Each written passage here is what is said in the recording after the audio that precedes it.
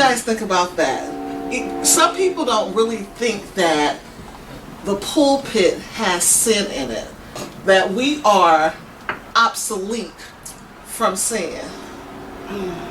That's so not true. Yeah. Listen, we got more people in the pulpit that are adulterers, fornicators, embezzlers, swindlers. I'm gonna leave that part alone. Liars and cheats, drinkers and smokers, get high before they come to the pulpit. I mean, the list goes on. And I mean, but they can preach the house down. I mean, I know some folks that can preach and make the blind person able to see. But they don't have a relationship with God. I mean, we see this all the time, but we have spent so much time covering. You know, it's okay. That's the pastor. That's the man of God. That's the woman of God. We just pray them through. You know, everybody has faults and everybody has issues, but when it comes to ministry, when it comes to the mantle of ministry, we all have a responsibility. Amen. And I think one of the things, let's just say it like this.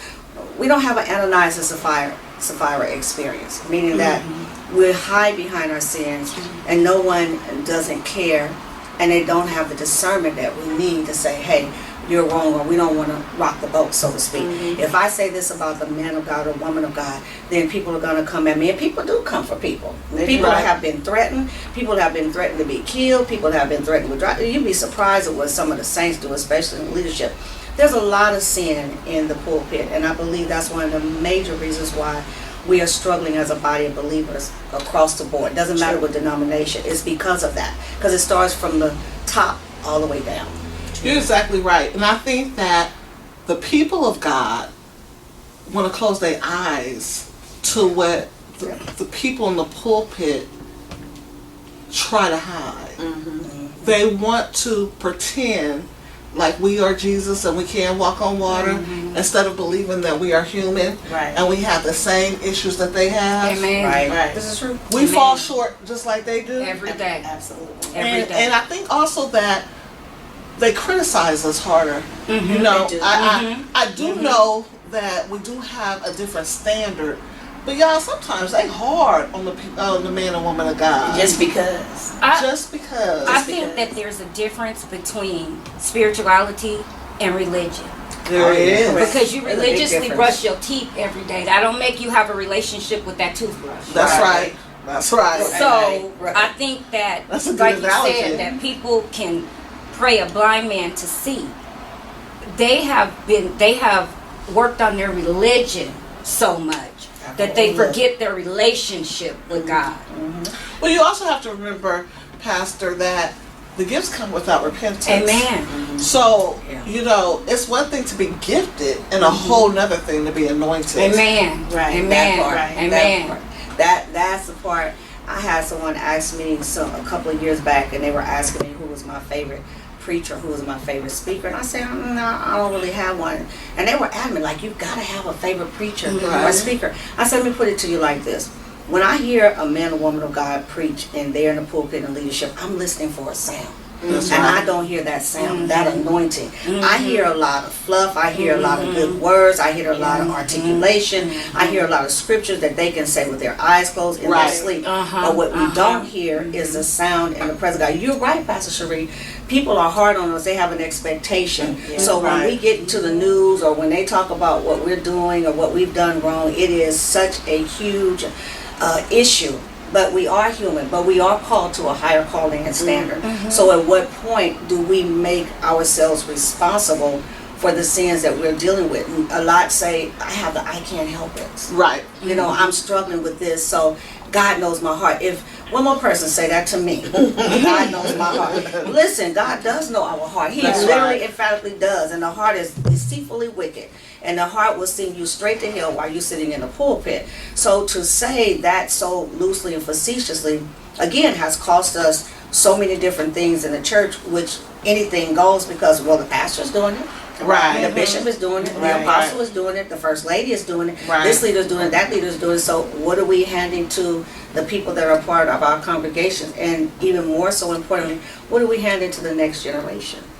We also have to be careful too, Dr. Mathis, that we don't take the people into sin with us. That part. Yep. Amen. We also need to be careful of that because, you know, a lot of people that are in the pulpit are having these parties and they're going out with their members and, you know, and we don't take accountability for that. And that's what it is. I don't know if any of you, I know we all remember that when we were growing up, that whoever was our pastor had a pastor. That's good. That's And good. their pastor was quick to, if something was out of line, their pastor, when you would see him come to the church, Yes. You know it's trouble. and you knew Somebody in trouble. that if their pastor showed up, Yeah. something was wrong. Right. They wasn't just coming through to pat him on the The back back. because Yeah. there was a certain look Yeah. they had when they hit Amen. the door. That's right. It's That's like you right. wouldn't answer my phone calls, but you gonna talk to me because I'm here.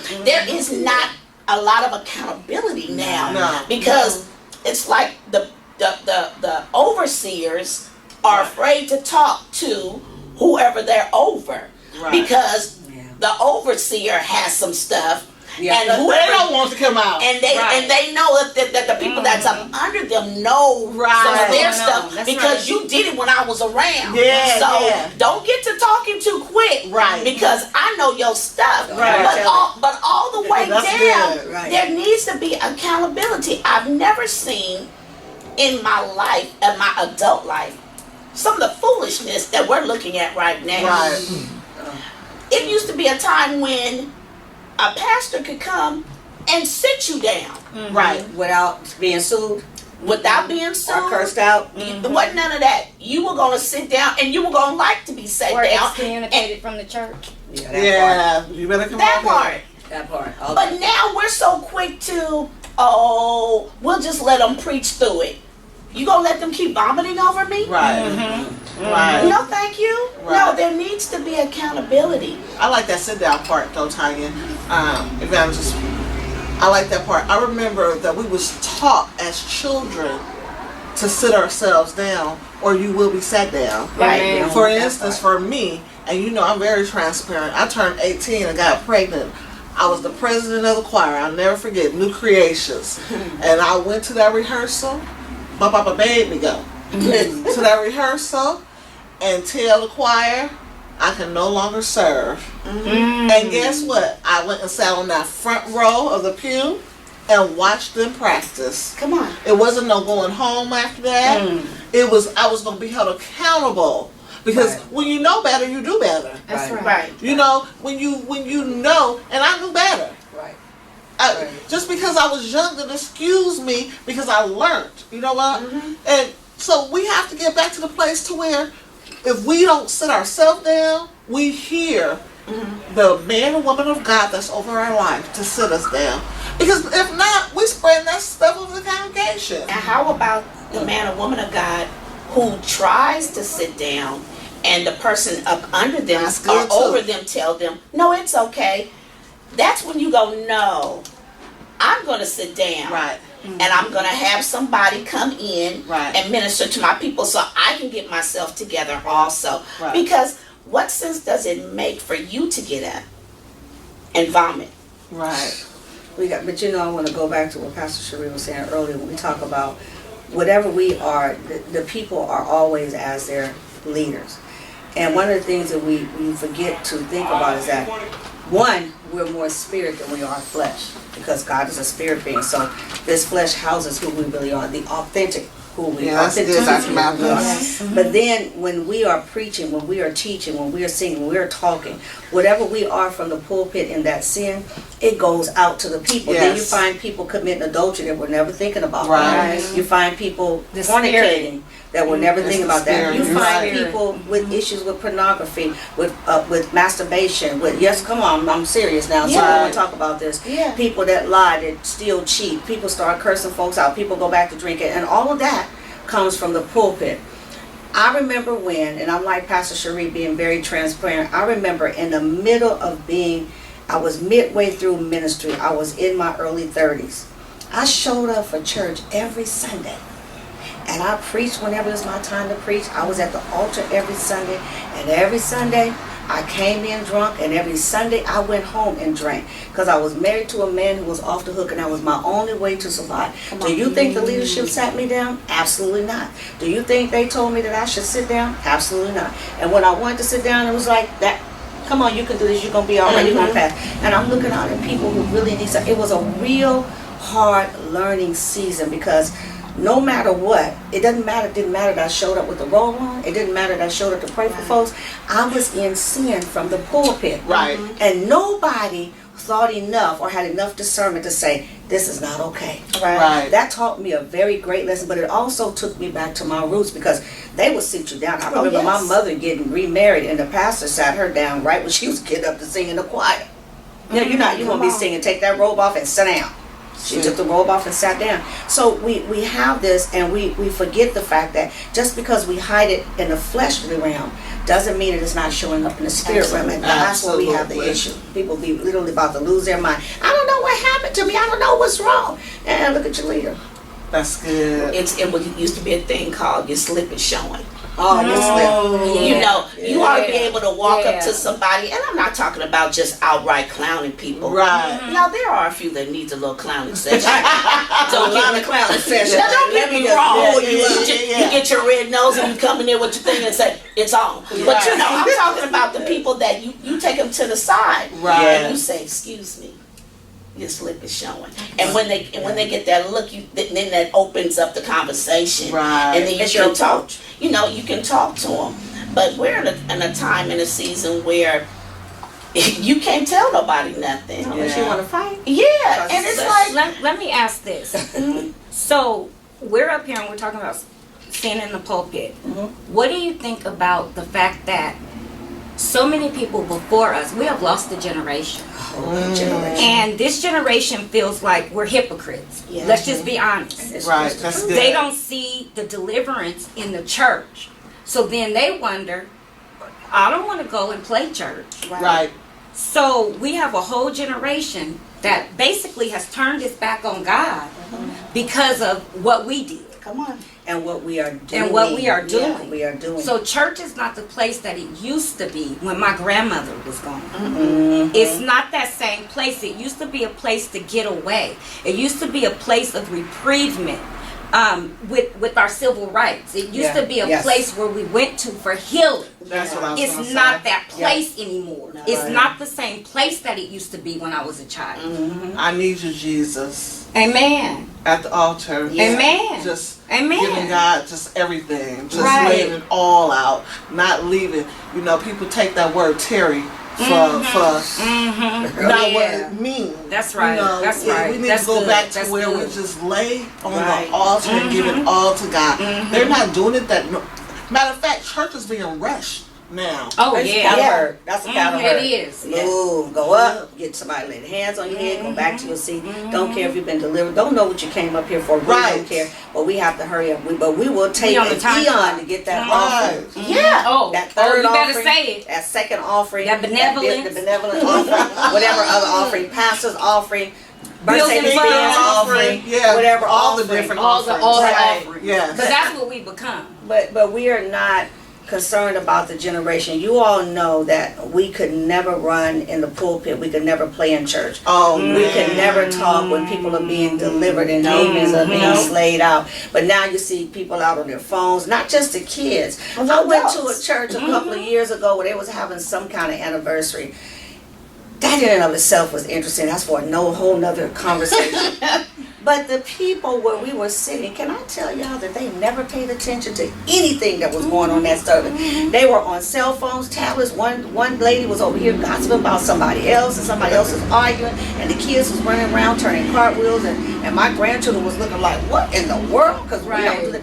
And nevertheless, everything in the pulpit was still happening. But when you have sin in the pulpit, it resonates out to the entire congregation, but also to the entire community. Because you have our generation that see the pastor or the man or woman of God coming in and out of the hotel. Right. You see that this generation sees that man or woman of God, that leader that buys the drugs from their friend or from them. Exactly. That's They it. see That's this it. stuff, and then they get up and they preach and they lay hands on folks, but then they go home and they curse out their spouse, beat her up, and she beat him up, whatever. I mean, it starts at home, because it goes back, like you said, it's a difference between religion and relationship. Right.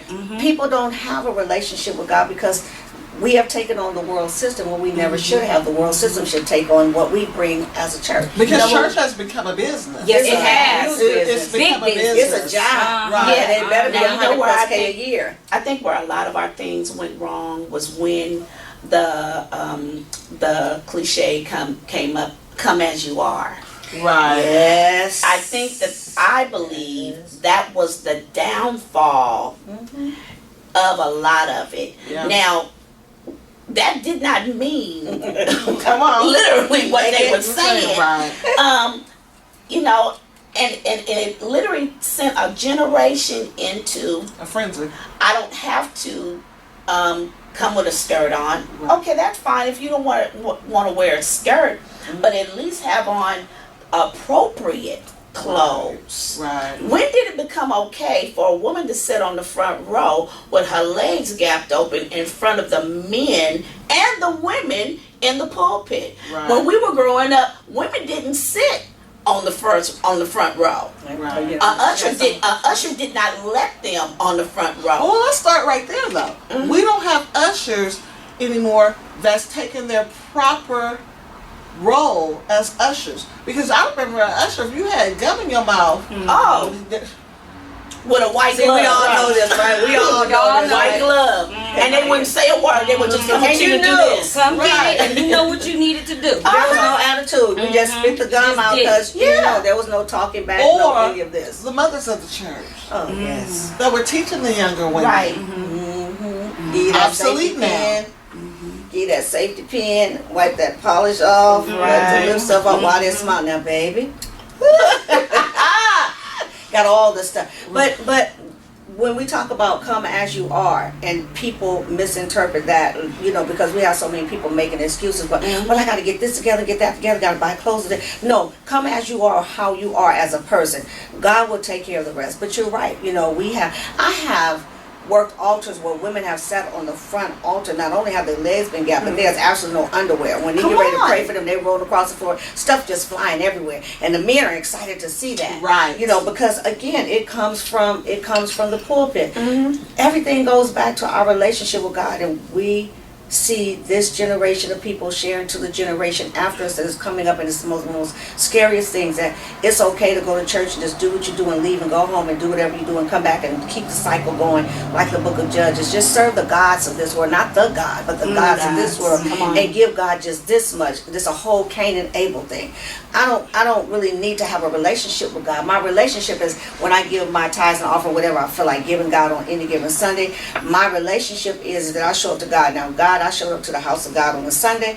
It is actually not only a business, but it is a social club. Right. On a Sunday. Yeah. Let's see what you got on. Let's see what you got on. Let's see who can preach the hardest. Blah, blah, I'm blah, gonna blah, go blah. hang with my clique because these is the people that's giving the most tithes, and they gonna run the church And anyway. we going to eat after. Right. Not the rest of y'all, just Yes. us. Right. Just the click.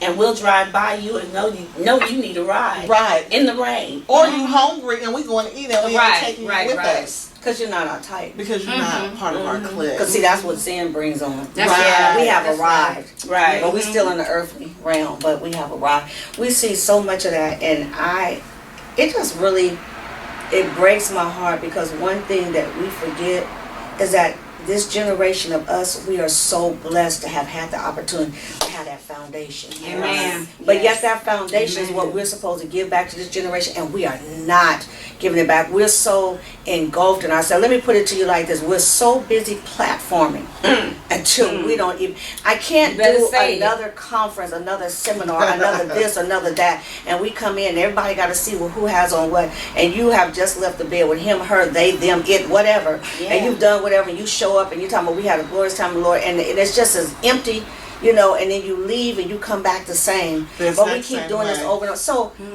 when is it that we are going to come to a place that we're really delivered and different? Not until we come out of sin. And again, It starts at the pulpit. You can go online and you can buy you a first class ticket to a storefront church or whatever building you want. Say this is my certificate right here. I'm a pastor. This, that, and there is no overseer. There is no person over you. I am it. No nobody tell me nothing to do. God tell me, and I listen to God when I get ready. Right. But I'm still living how I want to. And that's why we have so many independent churches now and so many people, is because they don't want a covering. They don't want to have nobody to be accountable to. Exactly. They don't want, they got so many don't wants. So they will go online. They will get them a little ordination piece of paper. And that's what they call it, a little piece of paper to be able to do what I want to do.